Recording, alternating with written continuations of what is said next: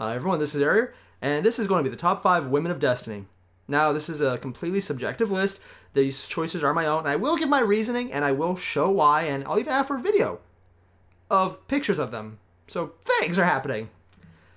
But again, it'll be a top 1 to 5. If you disagree, well, tell me what you think. If there's someone I missed, feel free to put a comment right down below saying who you think I should have added in or what I should have said, and we'll see what happens. First up, though, number 5, Amanda Holiday. Because this girl has been taking care of the tower's ships the entire freaking time, and there's been a continual progression over her to the point where she's actually a character now. Because like most Year 1 vanilla characters, she was there, and that was pretty much it. She had lines and a dedicated voice actress, but like most things in Destiny, it didn't really feel like a game up until Taken King. And then she had that scene with Cade where they're just bantering back and forth, and she just says, no, how about we call it this? And they got that southern drawl, which is weird because technically the tower is supposed to be like in the Himalayas somewhere, like it's essentially Shangri-La. And we got someone with a southern drawl because, you know, hundreds of thousands of years in the future, well after the collapse of civilization and people starting to come back from the dead, we still have a southern accent on the opposite side of the planet. It makes perfect sense. But for that reason alone, she's definitely one of the more interesting characters because the story has given her use. And with the increasing importance of SRL, just the Sparrow Racing League, and how often we have to go see her for the bounties, not only is she no longer someone we can just forget, she's always there and we always have to go see her and we always get bounties, and their ships are finally cool. And by ships, I mean the things you earn and then get from the little kiosk next to her. But the bounties are cool. Yeah. So she's just one of the more interesting characters now. Alright then. Number 4. Now this one I'm probably going to get some hate for, but Omnigul. I know, she's not an NPC, she's actually an enemy. But hear me out. Not only is she one of the most notorious Year 1 bosses because her strike, when there was Arcburn, was bullshit, but as of Year 3, they've brought her back in the Dawning as Zombie Ghoul. A Sivified version of her that is basically a zombie. And that should prove right there that she is one of the more important enemies, because even though her entire story arc was, okay, she's a thing, she revived Crota, but she failed, and we had to go to take her on a strike, then we started a few missions, but she did one of the few things that only Skolas and Oryx did. She was an enemy we had to fight multiple times. And even then, in her own strike, where we had to fight her and kill her for real, we actually encountered her a few times before we were even allowed to kill her. And let's not forget the farming methods that are disabled now, but all the touch of malice, grasp of Malik. The gun you get on her alone, everything surrounding her just makes her a more important character in this story. Not because she's actually important, but because everything we want seems to be attached to the Omnigul Strike mission. And with the fact that they updated it, ascended it to Year 3, and gave it Siva, and they also made it a little easier because, you know, there's no overwhelming horde of enemies, which is nice, but she's just one of those enemies that stick around. And since wizards are female, despite the fact that that is literally just, as an English major, the grammar there just hurts. It is painful. She's definitely worth a spot on this list as number 4.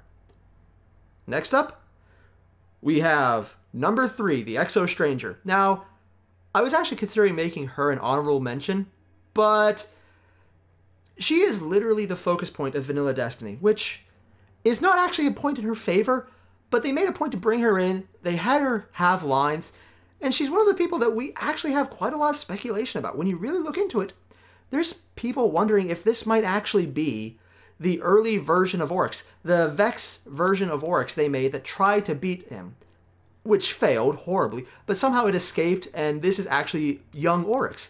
It's not confirmed, I don't personally subscribe to that belief, but it's actually a theory surrounding it. There's some belief that this is actually the woman that Cade mentioned, that she became one of the Exos, in the same way Cade became an Exo back during the Golden Age, and he sort of remembers her. There is so much speculation going on.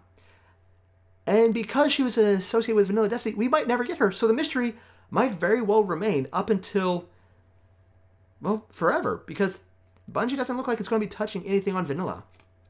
Black Garden? Oh, that's nice. We do a few strikes there still. But yeah, story-wise, it pretty much seems to be dead. But at the same time, there's always that question, as long as Destiny goes on, what was her story? Why didn't she have time to explain why she didn't have time to explain? Because I wanted a reason for why you had such a bullshit line as that, and while as much as I might like quoting it, I want an answer, damn it. Number 3. Wait, no, sorry, I did in English right. Number 2. This one is probably going to be more obvious. Eris Morn. Because even though her initial vanilla interaction was literally PTSD, the non-changing game, and by PTSD, I mean what you think it would look like if you didn't know what PTSD looked like. She is dark, she is gloomy, she says a lot of things that make no sense and sound like they should be important, but are ultimately just mumbo-jumbo that you can just slide in there because it sounds like it should have something to do with fantasy and science fiction. Or what most writers know it as, bullshit points. She was a chock-full source of them. And we learned to ignore her. Up until Taken King happened, and she didn't change, but when played off Cade, she was just hilarious. Not to mention all the little things where it turned out she was actually a spy for the Queen, who was actually a spy for Ikora, who was actually one of the Hidden, who was actually working with the Queen openly, even though the Queen knew, and there's all the double stabbing, re-stabbing. She has a very interesting backstory if you care to read the Grimoire.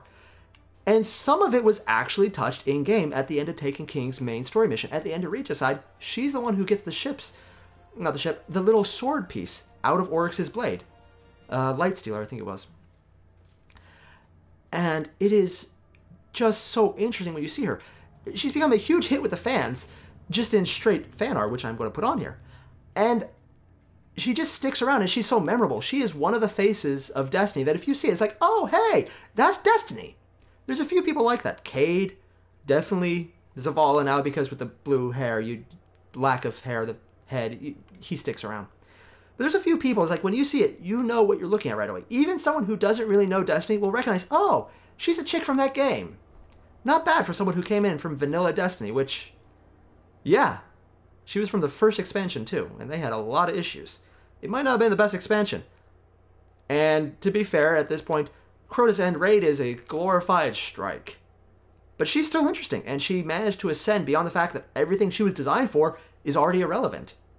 Even though she's completely useless in Rise of Iron, we still see her around, and every now and again, you just go check out her stuff because, you know, her bounties are still a really good way to get artifacts. And that's not as important now because they have finally fixed that you can get artifacts, but she's still damn good for it. And honorable mention. Now, just to say, I'm going to get hate for this one. I accept it. Feel free to put down in the comment below why you think this honorable mention is complete bullshit. But the honorable mention is Oryx. Or, as it was pronounced at the time, Oryx. It was spelled with an A originally because she was once the princess of the Krill. Before they became the Hive, before she basically fucked it up with her sisters, she was the basic Hamlet character. The Book of Sorrows was written by Oryx when she, and yes, Oryx was a girl. She decided later not to be. Because Hive, why not? It's space magic. We do a lot of shit there. Alright, and finally, number 1, you probably saw this coming, Mara Sov. The vanilla Destiny character that actually had a personality. Sure, her personality was Bitch Queen, but considering she was the queen of elf-like characters, Bitch Queen is actually pretty much okay. We're okay with that one. It fits her character, it fits what we know about her. And when we finally saw some kind of interaction, it's like, oh wait, you might have a personality? It fit because it made it interesting as opposed to, wow, we can now ignore everything ahead of that. She's been a hit with the fans every step of the way, and she's one of the few characters who managed to be useful. People still want her to be alive, even though she died in the opening cinematic of Taken King. Over a year ago at this point. People still like, no, she's alive, she's alive, she's alive. No evidence.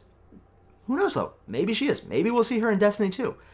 At this point though, she's probably the most recognizable person from Destiny. More than Eris, more than Zavala, more than the freaking player character armors.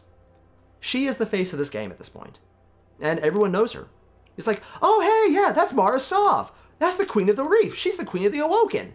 She's that person who died to Oryx. And then everyone else like, no, she didn't die. She's alive somewhere. We just haven't found her yet. Destiny 2. I'm not sure why they're quoting Destiny 2 because it hasn't been released. It literally, there's no spoilers. The images that are out for it are things they rejected. Although they look freaking awesome if you find them online. So yeah, number 1, the most recognizable, the most important woman in the game is definitely Mara Sov. And again, she does have a story tied in incredibly to Airier, which is weird because they came in different sections, but story-wise, they're actually very connected because Airier was working for Mara when she was working for Ikora, and there's all those little... Read the grimoire, seriously. As annoying as it is that that's not in-game, and seriously, I have massive issues with that, the story there is actually quite compelling and well-written, and they're paying someone to write shit. You don't see that anywhere anymore. And as an English major, thank you, Bungie. And as a game player, why the fuck didn't you put that in the game, Bungie? Yeah, all the same, hope you guys enjoyed. To be fair, the next video is actually going to be the top 5 men of Destiny. So, if you thought I missed anyone in the women's section, give me a heads up. I'm pretty sure I've missed a few people, but these are definitely, without a doubt, the top 5 women in Destiny. Unless you disagree, in which case, tell me about it. I'm interested. Tell me what you think. And all the same, thanks for watching, everyone, and I'll see you in the next one. Later. Thanks for watching, everyone. And if you enjoyed this video, check the links up on each corner. They show other videos you might enjoy. And if you like, right at the center, that's the subscribe button. Press it. In fact, press it as many times as you want, as long as it's an odd number, because even ones don't count, apparently. And thanks again for watching. It actually means a lot.